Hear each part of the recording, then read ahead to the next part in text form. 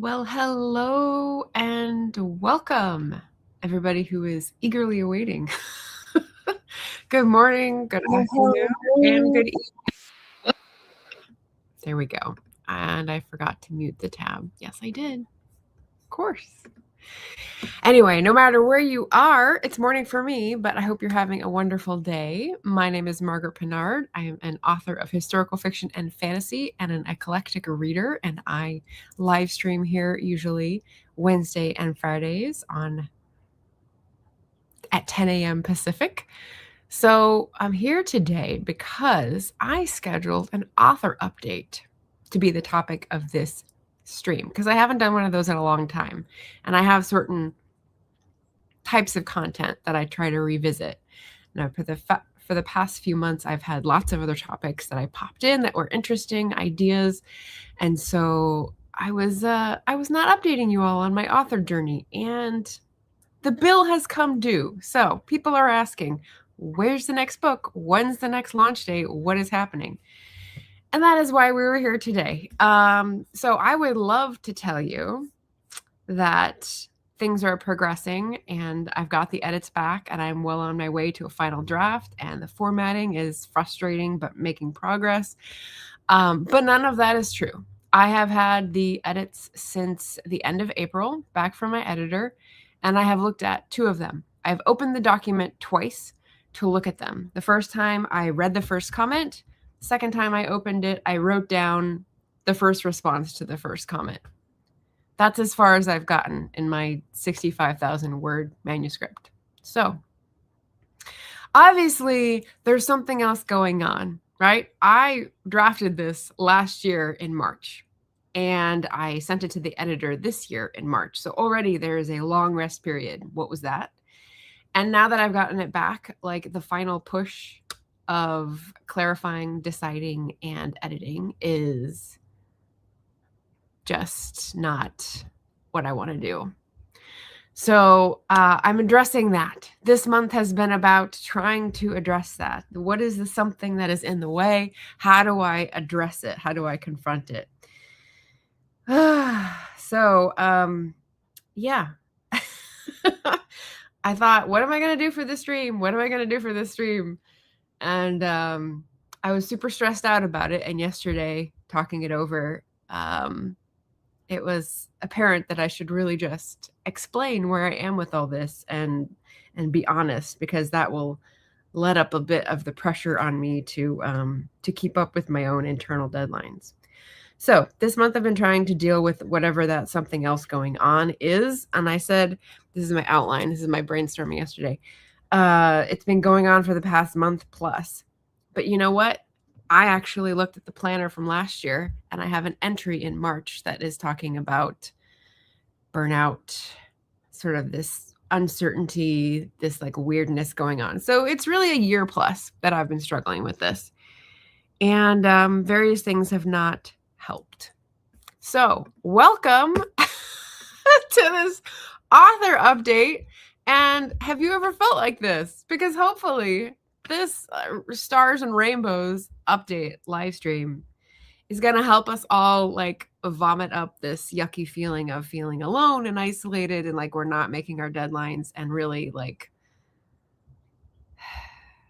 I don't know, address it, right? Look it in the face and manage to keep going. So have you ever felt like this? Chip in. Whatever you want to say or not say is fine. It's an open community. And then let's see. I think in metaphors. And so when I was talking this over yesterday, I thought of this as a metaphor. And this is what reveals that it's really not just about this book. It's about all of these books. It's about where I am right now. It's not about the AWC. It's not about AuthorTube. It's like bigger than all this, sort of, but also just like my life. So not bigger. So the metaphor is this. I feel like there's a big highway, right? Everyone's running on this highway. There's lots of traffic. People are beeping. They're in different cars. They're in Hummers, etc. And I don't know, about a decade ago, I sort of took an off-ramp from that big highway of traffic, and I've been in a little lagoon. I just learned that that Lagos has a lagoon when I was reading, and that's exciting. So we'll take Lagos's lagoon as an illustrative example. So I've been off in this lagoon and doing my own thing, which means I had a plan, I had a vision. I'm going to be a writer. I had my historical research to do, and I traveled to do it, and it was going gangbusters, and I was trying new things, and I was like, well, this isn't going to happen in a day. That's fine. I'm going to build my community. I'm going to get better each time. And then 10 years went by, 12 years went by, and where are we now? Well, the vision has sort of disappeared. The lagoon feels more like a swamp, and swamps are fine. Bogs are fine. But this is the metaphor, right? This is the metaphor I'm trying to communicate. And I've lost the core of the plan, which is like the inside, which is like the meaning to being here. Why am I not on the highway? Why am I not in the traffic? I don't know anymore because I feel like crap in the swamp. So I don't know how to get back into the traffic either. Sometimes you get an exit off the freeway or the highway that says no northbound entry, meaning when you get off, there's no way to get back on. That's kind of where we are in this swamp. And so this is why I've been kind of stranded here and not knowing what to do. And the second part of this is that, the lagoon/swamp is not dangerous. I have charmed the alligators in this swamp. My needs are met. The shelter is safe. The humidity is not going to kill me. And it's just that there doesn't seem to be a point to being here anymore. So the traffic seems like where everyone else's life is happening. So I'm sitting in this place that it's not dangerous, but like, why am I here? Why am I not over there with everyone else?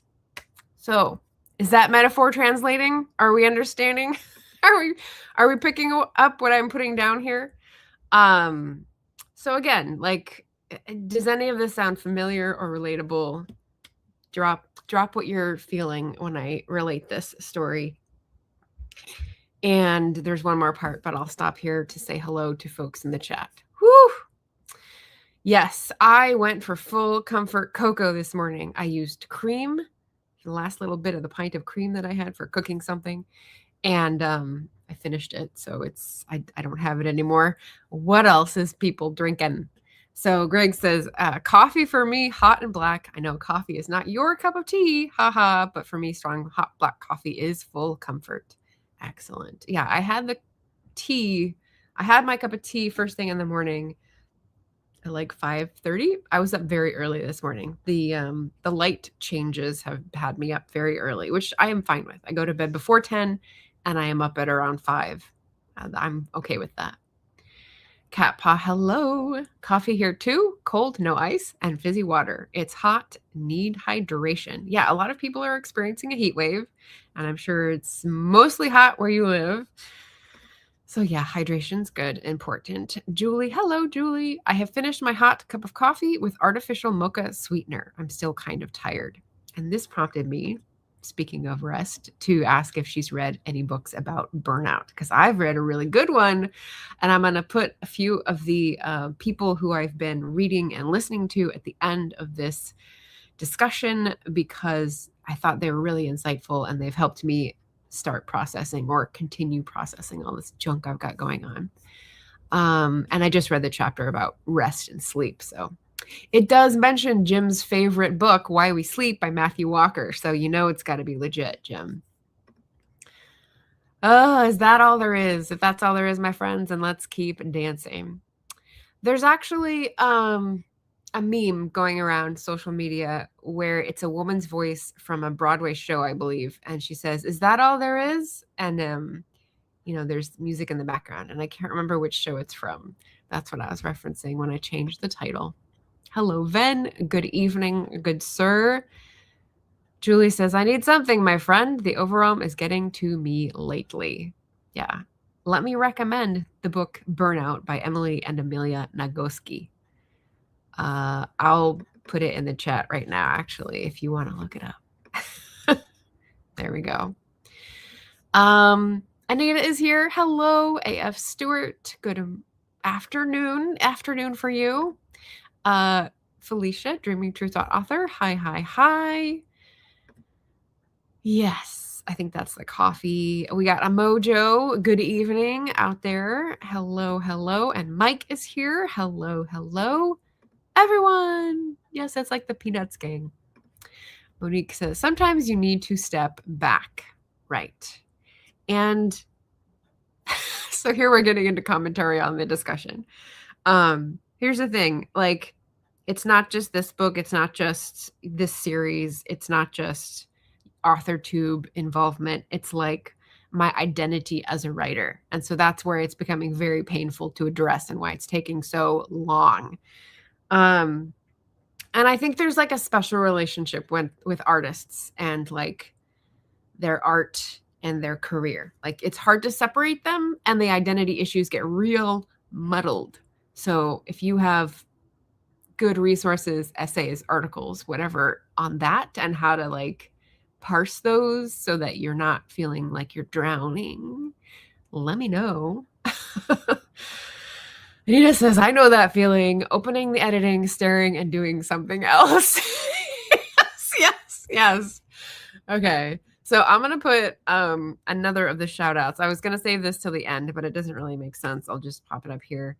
There's another channel that is really good at the sort of psychology of writing process, and it's Colleen M. Story. And one of her recent videos, like just a couple days ago, is addressing this, but procrastinating. I tend to think procrastinating is like, I have so much other fun stuff to do. I don't want to do that boring thing. But this seems a little bit more pernicious. This is more like, this is what I made space in my life to do, and I don't feel like doing it because I don't care anymore. Hence the thumbnail, right? So this is why we're in trouble, and this is why I'm just sharing and being honest with you and authentic on YouTube. What could go wrong? Mike says, life is hard. Be kind to yourself. The future will still be there when you're ready. That's good advice. Anita says, I'm in serious burnout again and struggling. Yes. So one of the interesting things in the Nagoski book on burnout is about stress and stressors and how they're different. Often you don't have a choice about stressors. You have to keep interacting with the stressors because it's just part of life. But what is taking the toll on your body is the stress result. So like there's the pain, and then there's like the lingering result that your body has to process. And they talk about that as a tunnel, and how you have to get through the tunnel. You have to complete the cycle. Evolutionarily speaking, we had a stressor, which was a lion on the savannah, and we would outrun the lion and get to the village and celebrate that, we outran the lion and we're still alive another day. And so if we don't have that communal celebrating, or we don't have that dopamine of like relief and like talking to people about it, there's no end of the cycle. So your body keeps putting those chemicals of like, what's wrong? Why are we doing this? And that leads to bad things, physical things. Mike says, my 3 dogs are my safe therapy. Just love, no accountability, no criticism. Yes. I just sent a TikTok video to my sister, and it was like a picture of a dog in one of those safety vests that was in the water looking up at the I don't want to say owner, person. And they said something like, dogs don't know how much you weigh. Dogs don't know what you got on your latest report or grade or whatever. They just know when you're home. And I thought that's really true. That's what you need. You need someone to be happy that you're home, that you're there. Ven says, 100% feel like this, almost in a cycle, in a similar space at the moment. And I'm accepting that it is what it is. There's that phrase again. And allowing the tides to take me whenever I need to go. Whenever or wherever. Whenever is a little dark. Whenever is like you're one of these people staked in the shoreline ready to drown. And wherever is like it will take you wherever, somewhere else in the world. I don't know which one you mean, or if you had the same reading as I do. Julie says, OMG, I'm not alone. Exactly. Yeah. This is what we're here for. This is what I've been struggling with. And I felt like I owed people an author update. I looked back and actually I've done 2 author tags. The last one was New Year's Eve. The one before that was in the summer. And the last author update was actually like last spring. So it's been like a year, which is like, the date of the troubles. So I wanted to check in and just like, what would someone say? Open the valve, right? There's so much pressure and it's just me putting it on myself. I'm an indie publisher. It's not like anyone else is like knocking on the door. So part of the pressure is that like the adoring public, you lovely people and parasocial friends out there who know that I'm working on a book. I don't want to disappoint you, but there it is. That's where I am. And yeah, what Ven said. Yes, the tides. Clarify on the tides, please, Ven. Anita says, I feel like I'm on the highway, but getting run over. Yeah. Yeah, that's rough. That is rough.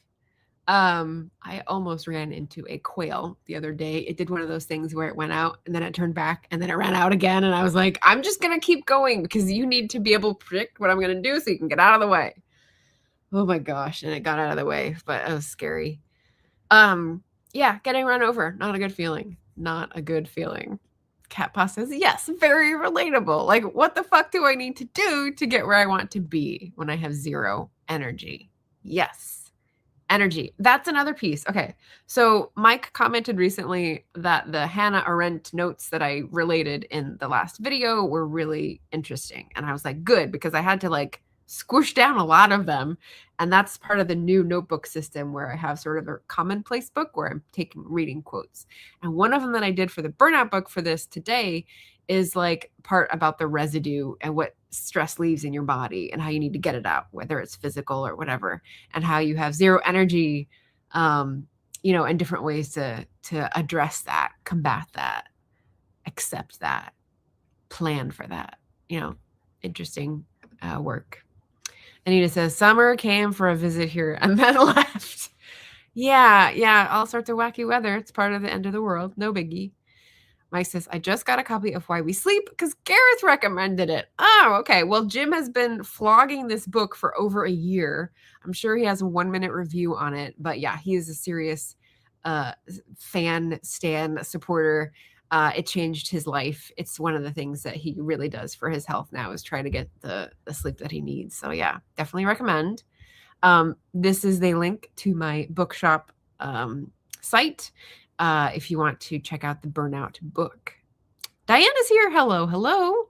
Moved on to water all day. Oh, okay. Now that coffee is finished. Yeah, so I went tea, hot chocolate, and a little bit of water before, but now we're going to stay on water. Nice to see you, Diane. Welcome in. This is the link for Colleen M. Story's channel. I think she had 2 channels, but this is where the video is that I just watched in case you're curious about writers procrastinating. Greg says, I had similar thoughts about my identity as a musician. Yeah, artist. I had stopped playing, stopped writing, stopped everything but listening to music. Hey, kind of like reading. You're consuming, but you're not producing. There's like this weird balance in the force that I feel like we feel compelled to notice, I guess. Mojo says, with my OCD, if I'm not working on a book, then I'm writing 3 months of blog posts, 6 newsletters. Okay, so your blog posts are newsletters and you do 2 per month. Yes? Or doing videos, or working on my websites, or making bundles. Yeah. So what do you do about rest? I think we talked about this in your early morning person. Is that right? I can't remember because of the time difference now if I'm messing it up. I think you're an early morning person. So does that mean you get the rest you need? And that helps fuel all this productivity? Or what happens when the car breaks down? Greg says, picking up the tin whistle really turned things around for me, and I feel like a musician again. I don't think I'll ever go back to my unfinished string quartet, and that's okay. Yeah, there's the acceptance part. Oh, yeah.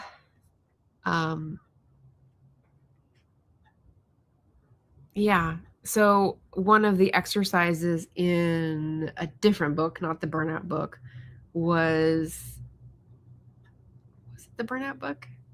I'm saying this phrase a lot, and now it's getting annoying. One of them was making a list of like, what are the pros and cons about continuing? What are the pros and cons about stopping?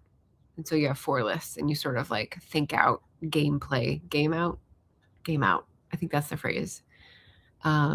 If something is really stressing you out, like the decision, the oscillating between, do I do this? Do I not? Like, is this something I really want in my life? Is it not? Who am I? You know, that inability to decide is a stress itself.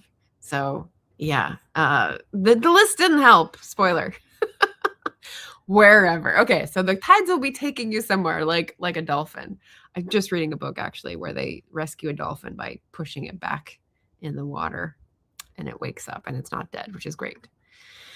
Mike says, I think the act of creating art, books, music, anything, is achieved despite life, and any achievement is admirable. Almost all the greats struggled mightily. I don't think it will ever be easy. Yeah, that's true. I think when we talk about struggle and we talk about art, there's um, a sort of myth that we grapple with, that like starving artists are the model and you're supposed to struggle to be true to your art.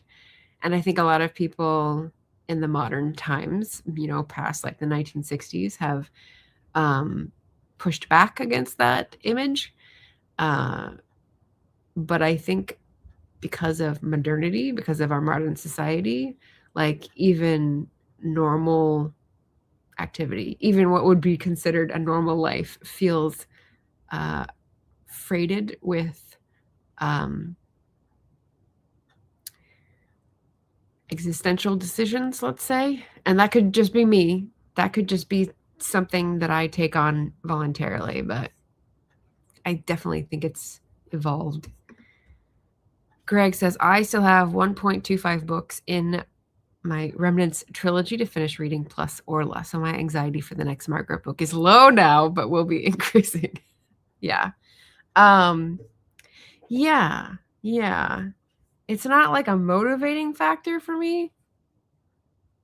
It's nice to hear, but like, yeah, it's sort of a separate thing for me in my head. Mojo says, I will say my next book was supposed to come out this past Thursday, but I didn't feel like working on it. Then I had an epiphany before falling asleep one night. Release it on Juneteenth. Yay!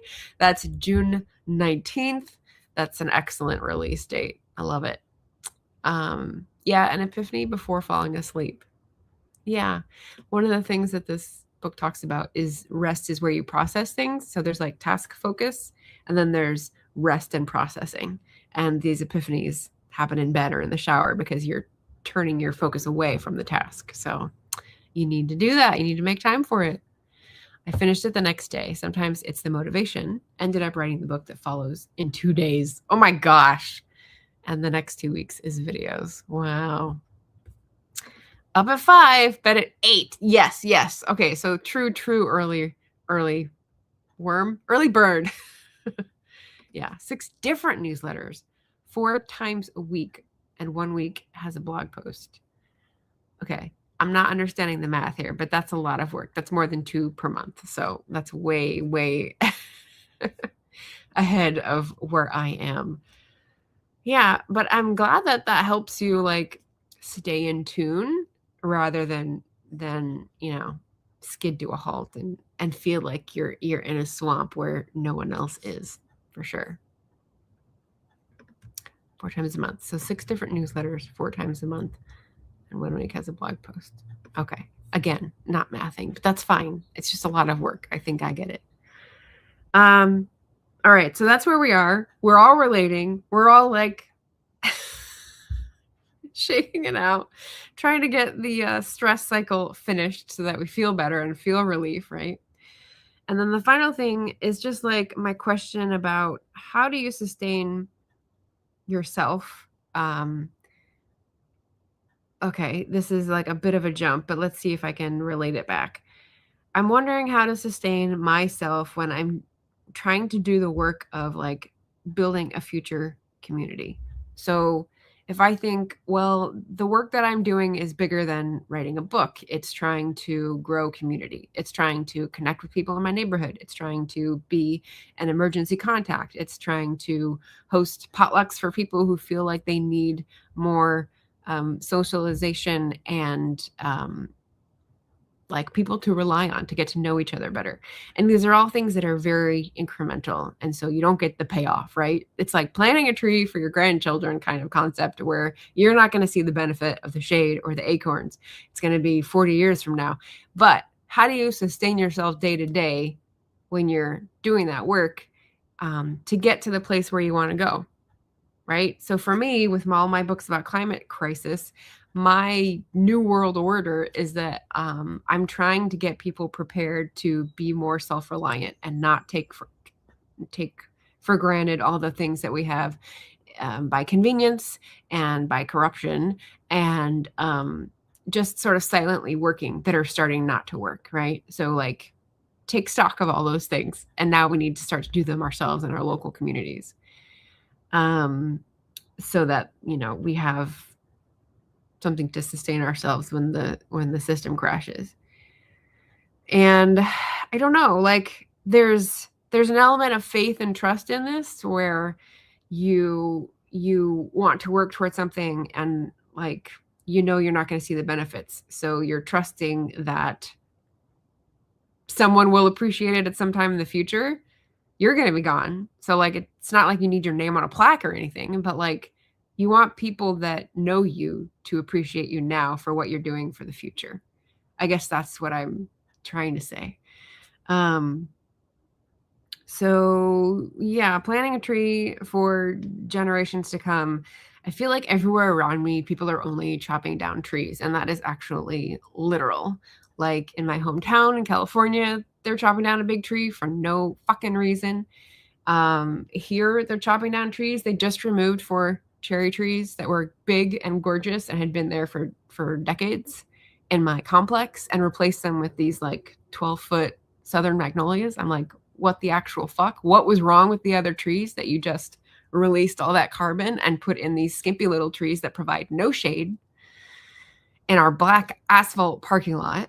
So like all these little things are setting me off because I feel like they're thwarting me, right? I'm trying to do any small thing, any incremental community building, education, awareness, you know, like favors, like gift economy, anything like that. And like there's all these little things where people are working against that. And it just feels very headwindy. There's a another piece in Burnout that talks about headwinds versus tailwinds. And I think this is it's framed as a fallacy, I guess, because like some people experience things as a tailwind, which means the wind is at your back, which means you're going faster. So you're like, oh, that was easy. That was no problem. I biked that course, no problem. And some people are experiencing it as a headwind, which means they're biking the same course, but like there's a wind pushing at them. And so it's much harder. And the tailwind people are saying like, what's your problem? It was easy. It's flat and you have the same bike as I do. And the headwind people are, you know, vulnerable to feeling gaslit, vulnerable to feeling crazy, self-doubt, all that stuff.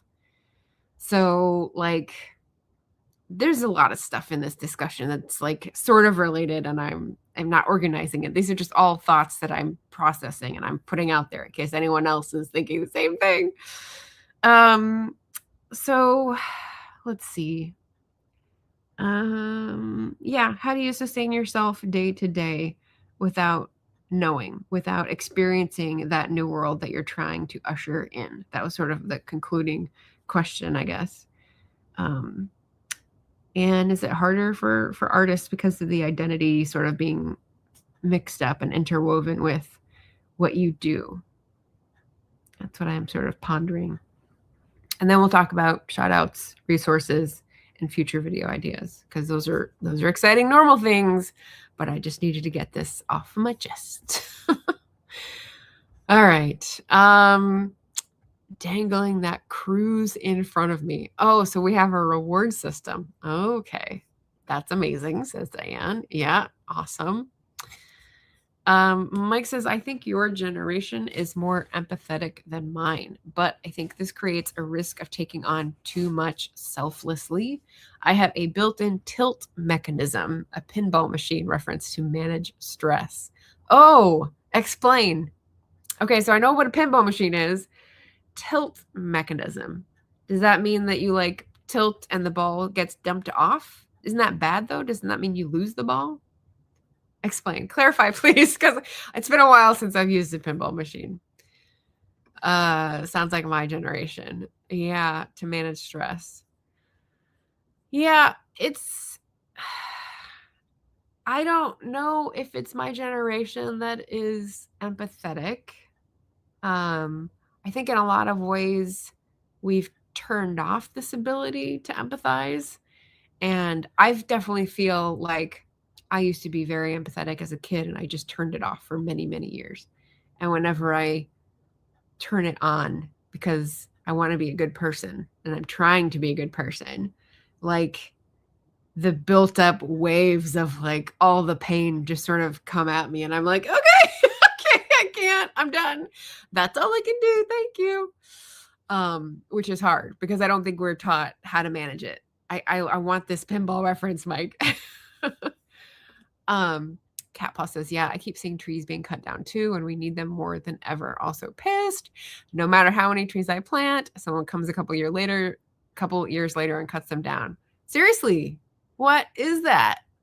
Like, I don't understand city governments that have climate action plans and then say, oh, and we're also going to take out 100 trees and we're going to put in like 20 wimpy trees that will not store as much carbon and not do as much work helping us breathe and not process as many pollutants that we put out with our cars. It's just like, no. You should be cutting down 0 and planting 100. What is wrong with you? Do you not realize the gravity of the situation? Obviously not. I feel like such a Cassandra. Seriously. Yes, relate. Mike says, if I take on too much, the tilt just disconnects, irrespective of consequences, to protect myself. Ah, okay. So it's like a jump ship or like a abort mission kind of thing. What's that called in a plane? The eject button. Okay, tilt.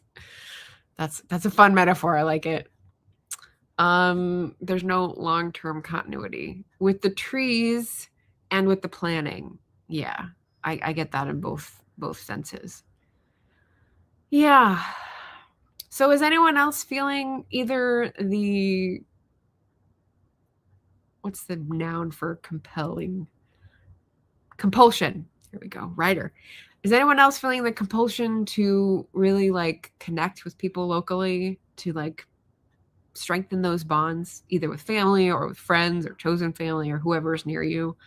And are they having success at it? If you've got like positive things to throw in that might help all of us, feel free to do that. So yeah, that is the author update. TBD whether this book gets out this year. The plan, and I'm great at, this is how I plan. It's kind of like how I shoot arrows or fire a gun, you know, like you look at your target, but you realize that really it's like below and to the right. And so you don't close your eyes, but you sort of like lock in and like blur your vision. That's sort of how I plan to publish. Like, here's a day, here's like the plan backwards, but it's not exact because things can always overrun or things can take less time. So like it's approximate. And yeah, I don't remember how I started on the publication date. Oh yeah, basically this is the plan. This is the update. That is the plan. I wanted to publish something this year because I want to do something every 2 years. It's sort of just like a pattern. I was every year, 2013, 14, 15, and then I started doing every 2 years because I sort of caught up with my drafts. And I wanted to stay with that speed, at least that momentum, because if you start stretching, like, do you just stop producing? And maybe that's not the worst thing, right?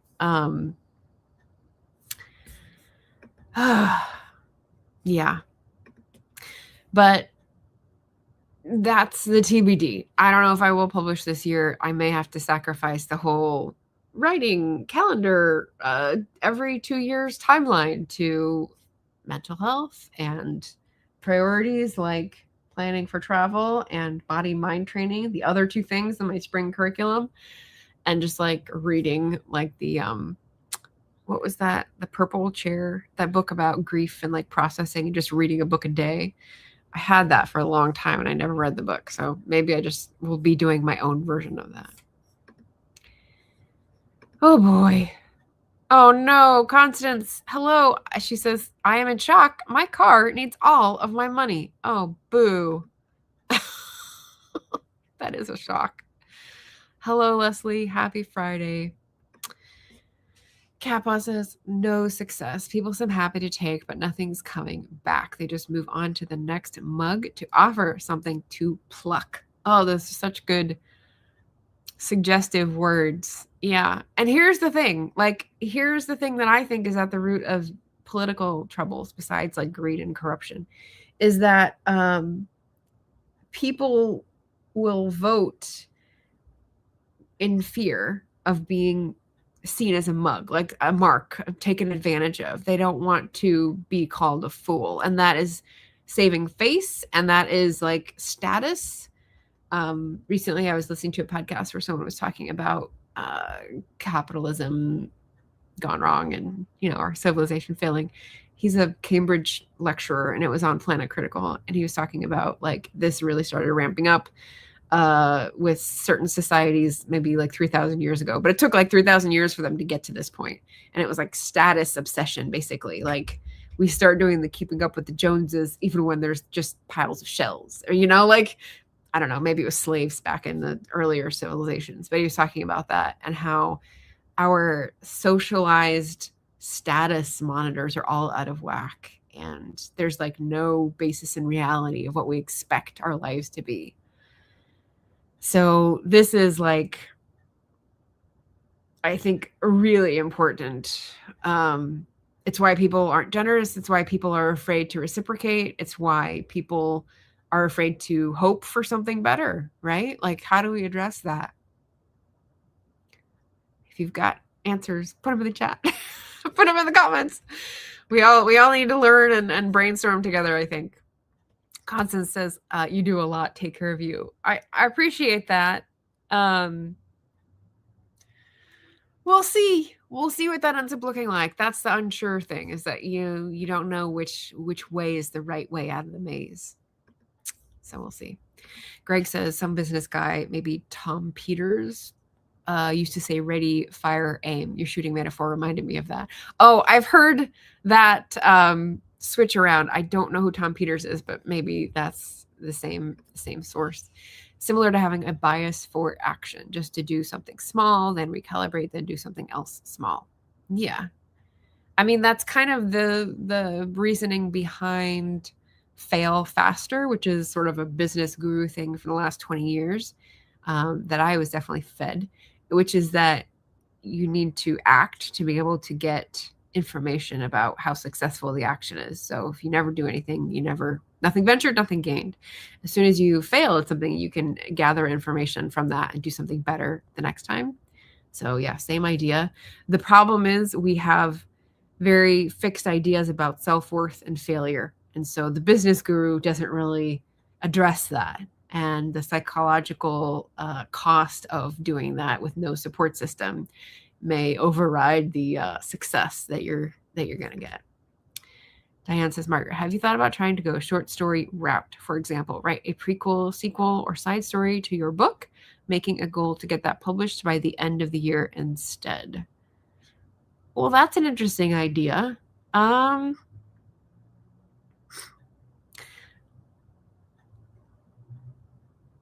In the universe that I've already created, that brings up questions of consistency and like canon, which, while not impossible, might still be difficult. And again, I was talking about feeling like a writer and like, do I still love writing? And I said, well, I love journaling, which is writing with a pen, but do I love writing? Well, I still get like sparks of ideas, but none of them is enough to like make the engine start. If you get the other metaphor, right? It's another metaphor. If you have you're trying to start your engine and it's like you need a spark plug, you need something to turn it over and like get the engine to engage. And for me, like I will often have little ideas, little sparks that will be an interesting idea. But like there's so many and they're so small, they're not really worth writing down because it's not enough meat. It's not enough to pull. You don't have enough to hold on to. So I don't know if I have a short story in the world because I don't have an idea with it. I don't have like a character or a conflict in mind. I could think about it. It's a good idea, Diane. Yeah. Even climate, nature, poetry, chapbook or something. That's another good idea. All right, well, I'm gonna star these, come back to it. So these are good. Thank you. It's good input. Mike says, I've heard the suggestion that you should set a smaller first step, easier goal to get going. Sometimes that is enough. And once started, you keep going beyond the small goal. Yes, I've heard that too. I've tried that. Yeah. One of the things that Colleen said in her video about procrastination is that instead of sort of seeing the dream that you don't have to work for, you can just feel good about having a lovely vision. It's hard to like sit down and do the work. But if you break it down into what can I commit to doing today? What can I do for an hour? What can I do for 15 minutes? That's how I got the edits done to send it to my editor. I was like, 15 minutes. I can do 15 minutes. I can sit down and do that. And so I like got myself through like hand over hand, like pulling myself up a rope, and sent it off and got the feedback. And I read the email with like the summarized feedback, but then going back through the document, it was just like, there were just red flags and stop signs just in front of me, in front of my vision. And there's just this feeling, this antipathy, right? So I do value this advice and I do use it often. I feel like I'm poking something big and amorphous when I come up against this intangible resistance. And instead of just getting by each step, like forcing myself over a hump in the road, I feel like there's something bigger and I need to know what that is, and address it before I just keep like pushing myself through this train to mix all the metaphors. Constance says, thought exercise meditation. See yourself in the maze and slowly rise above it. Ooh. Okay, it's a metaphor and then it's like Matrix. I love it. Maybe you look down and see a path, or maybe you just experience relief. Either way is good. Okay, I'm going to star that. That is a good idea as well. Because what I'm finding helps is getting confirmation of like scientific evidence of what is happening in my brain, right? Also talking about it when I'm talking it out and I realize this is connected to that, or like this is something I don't want and it keeps coming back and I need to figure out how to not make it keep coming back. And so I'm getting these little epiphanies, and that's what I want to pull together. So I need to keep doing more of those things rather than just like forcing something through. So this might be a good exercise. All right. Thank you, Constance. That's great. Anita says, last time I spiraled into burnout, I started a project just for me. No publishing goal, no pressure, just writing. And it helped. I think that is a good strategy. I thought of something I could write. And this is one of the things that like I've come back to a lot of the time, but then I never figure out where it's going to go. And I think if I just say, I'm just going to write it, it's just going to be like what I write in the bathtub. Like no pressure. I think that might help. Because it's kind of like retraining after an injury. Yeah, that's a good suggestion. Thank you, Anita. Craig says, fear of failure certainly holds us back. Well, it holds me back. I really like the idea of failing fast, but I am fearful of failure. Yeah, I know, because it doesn't feel good, and you do it in front of other people, and then like you're wondering what other people think, and so that's why I had to really pull out all the stops to get this live stream. I was like, what do I do? What do I do yesterday? And finally, I was like, do I change the topic? Do I whatever, right? I already told you guys I was going to do this on Wednesday unless I chickened out. So I already put the pressure on myself to like face up to it. And then when I was like, well, what do I explain? I just explained that I did nothing. Like, how do I justify that? And talking it out. It was just like explaining we're all in this morass. Like, I feel like this is sort of a global phenomenon. We all may be like going in different speeds and finding like different pockets of ease. But I feel like a lot of us are coming up against the big, ugly, not audacious goal, but like the big, ugly realization about modernity. I'm just going to say that that's where I am. And I think it's underneath everything.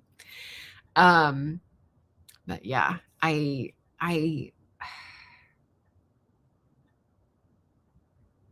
am glad that I was able to cling to like a little outline. That's the orange here.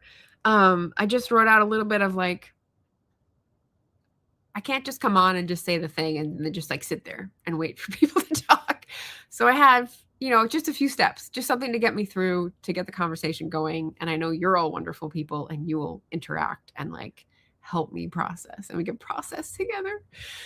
So that is how I get through fear of failure. So, yeah, that's my recommendation at this point. Mike says, have you had this feeling previously while writing your other books? I've definitely felt like the book wasn't good enough and it had to be overhauled. Now, of course, like there's like memory issues, right? Rosy glasses looking backwards. But I definitely know like there were some panics and some like, wait, that I need to change this because it doesn't agree with the historical record, or I need to change this because it says that in the previous book and I forgot about it. But those are specifics. That's not like the whole, why am I still doing this? And I feel like ORLA is a new series. It was like a new setup. Families trying to incorporate Ireland and a bit of different history. And this was my, like, I'm going to try something new and, give myself a structure to hang stuff on. And then I will be supported enough to like go with it. But I think when I started ORLA, I was already feeling like this, but why am I still publishing books if like it doesn't even pay the internet bill, like, yeah, that's the hard part. One of Colleen's comments was about, like you may balk at doing all this like difficult work to get the thing to get as close to your vision as possible. But the problem I was confronting is that my vision is no longer clear. Like there's no longer well, I feel like a writer and I want to do this as my living and I want to be this person. I just feel like if I publish another book, I may do a good job on it, but it's not going to act out with the world the way I would want it to. So like, why do I keep doing this? So yeah. Oops, I skipped Constance. What you were saying is so interesting. Hope you're journaling, writing about this. Yes. My new notebook system is helping me. I have a first thing in the morning, last thing at night notebook, which is like a page and a page each day. And then I have my planner journal, which I'm using for prepping for videos and processing and journaling when I have blank space. And then what's the third one? The commonplace book, where it's reading quotes and like other YouTube videos, interesting things that I'm consuming that I want to remember so that I can put them together and synthesize. Cat Plus says, I have one of those projects too, Anita. Oh yeah? The just for you, no pressure. It's a good idea. Greg says, this has been a useful and practical stream for me. It does help to know none of us are alone. Yes. I agree, Greg, says Diane. Yeah, I'm glad. I like sweated through this. Oh, we made it. Okay. Constance says, do you get to be with fun or supportive people in real life? Not very often. That's the thing. People in Portland don't do spontaneous, and everyone's busy. So again, my lovely lagoon/swamp. Constance, you weren't here for that metaphor, but like, there's this area that I'm sort of off the off road from the road of life, and like, it's fine here, but like, everyone's on the highway. So how do I be where everyone is? How do I be where the people are? I want to see them dancing, you know? Greg just supporting all the wonderful people, which is lovely. Catpaw says, I named that feeling gaining traction, and writing is a great example. You work for years in the metaphorical dark, never knowing if it will go anywhere. Yeah. Yes. Support. Throwing it in the circle. There we go. Green flags all around. Yeah. And that gets back to my question about sustaining yourself day to day, right? So, I have several different aspects of this identity crisis. And one of them is like, there's no partner. There's no person to talk to this about. It's just me ruminating about this. And so some of the stuff I was writing about is like, I need to get out of the house. I need to go out. I need to get into nature. I need to, I don't know, just sometimes like get away from myself. And that's why. It's because I don't have anyone else to bounce these ideas off of in person. So that whole connection thing, that whole like bodily awareness thing, it doesn't really happen online. So that's what I'm trying to strengthen the local connections for, is to like have that workout on the local level. Yeah, Diane says, yes, we are right here though, fun and supportive. Oh, did I miss? I thought there was a question about being fun and supportive, and then I lost it. Oh, there it is. Okay, so Constance said it above. I just lost it. There was too many chats. Okay, yes. Fun and supportive. You guys. I think you should try going out and just letting the purpose be to go out and fart around. No lists. Just be. Yeah, okay. So I have been doing that, and you know what it entails. I mean, there's like hikes in nature, but the other way I've been doing that is just like spending money, and that doesn't feel great. I mean, it feels nice, but it doesn't feel purposeful. It doesn't feel integrity laden. It just feels like fueling the capitalist nightmare. So this is part of the rumination process, and you're all watching it in real time. Okay, let's wrap up here as we get to our hour mark. I was trying to make it at least 30 minutes, like the normal time for a stream, but I don't want to go too far beyond and take advantage of your lovely advice. So I like this as an idea, and I have an idea, and now I have Diane's extra idea about like climate nature chapbook or a short story in the universe. So I'll meditate on those, bring my notebook with me, and try not to write a list. Although, you know, out in the wild, it's hard. Sometimes that's the thing I start with, is like a list. What are you feeling? That's your free write. As far as community, says Diane, I just try to keep it simple, support local business, library, etc. Yeah. The two places I go the most are the library and the post office. So that's obviously trying to network with the local community. Constance says, ride the bus around, go to Powell's. Okay, now tell me what to do, please. I don't know where you are, Constance. I think you're in England somewhere, so I don't know. Ride the bus around. Rest. and play. I think those are the two most important things when you're feeling burnt out, is the rest cycle and the play cycle. Because that will like press the buttons, but in a nice way, if you get that metaphor again. Okay, so I put a couple of links in the chat already, and this is the third one. So I was watching Marcy's interview with Nadia Edwards. Marcy's channel is Brown Girl Collective, and she was talking about dating after your 40s. And, this is one of those things that, like, you want, but you can't go after because it's not under your control. Kind of like writing success, kind of like publishing success, right? So you can do all you want, but if you don't get the result that you want, like, where does your work get you? So this was a really great interview to just see a couple people talk about older women, and in their case, older Black women, trying to get their values aligned, trying to do their inner work, and then trying to be brave enough and matter of fact enough to like say, you gotta do the thing, you gotta be brave, you gotta fail sometimes to get the result that you want.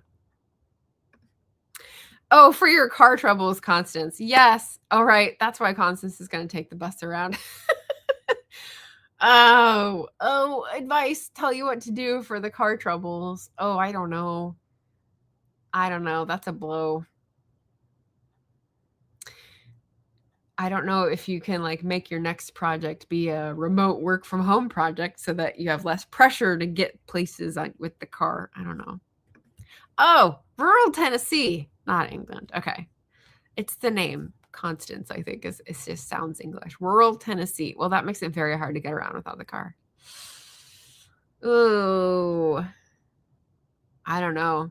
Do you have anything you can sell to get money to replace it? I don't know. Mike says, left field thought. Have you ever thought of reading to kids in a library? Don't know if it's practical, but it might remind you of why you want to be a writer.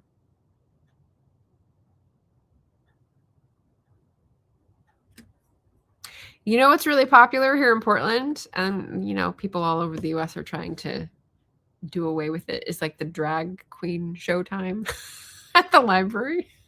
That's what I was thinking of. Yeah. Even when I was 22, Mike, I was not comfortable with kids. So if that gives you an idea of like, kids are not my thing, it's still true. I'm not going to have them, not really sure what to do with them until they're adults. Like, so I don't think that would be my revisit my purpose. I think my revisit my purpose might be something like traveling or talking with other authors, I don't know. Thank you, Diane. Yes, we'll give some like good spirits to Constance for her car. Margaret sees the name Campbell and thinks Constance is in Scotland. Ah, well, there's that too. What about an old age home then? Yeah, that's true. I have thought about that. There's a senior center that I thought about going to in my hometown, and here there are avenues for that. It's possible. It's not the ones that I volunteered with. So yeah, all right, I'll start that. I'll think about that again. Reading. Constance says, I am selling now. We'll have to break out some especially dear items. No pity. No pity? Meaning no pity from others, or like no mercy for you for your stuff, from you for your stuff. Oh, that's some rough decisions. I hope it goes well. That could itch the historical interest too, but in my experience, people want to talk about grandkids, not history. Yeah, that's an interesting point. Okay, so I've shared Colleen M's story, her channel, and actually she's got a book out just last year that is called Escaping the Writer's Web. In case anyone is curious, that is the link for that. I talked about Marcy and her channel Brown Girl Collective and her latest interview. I dropped that link. And then I talked about Emily and Amelia Nagoski with their book Burnout. And that is an awesome book. And if you wanted to get a little taste, they have a TED Talk because everyone has a TED Talk these days. And that is the link for their TED Talk. So there you go. Those are the resources that have been helping me in the past few days. And maybe they will be a good resource for you if you're feeling similar feelings. Let's see. I think that's it, guys. This has been really helpful for me. I feel like the therapist said, open the valve, have some faith. And I think that really, opened the valve. That's good. So thank you, everyone. Thank you, Booktube community. Thank you, AuthorTube community. I'm glad to know we're not alone. We have a similar tendency or vulnerability, and we can feel better when we share it and share resources about addressing it. So hopefully that helps people out there, and the resources help too. No pity. Constance says I will be fine. All right, this is wonderful. Cool. Well, thank you everyone for watching. Thank you for anyone on the replay watching. And we'll see what we get up to next month if there's an author update video then. Fingers crossed. Take care, everyone, and happy reading and or writing or whatever else.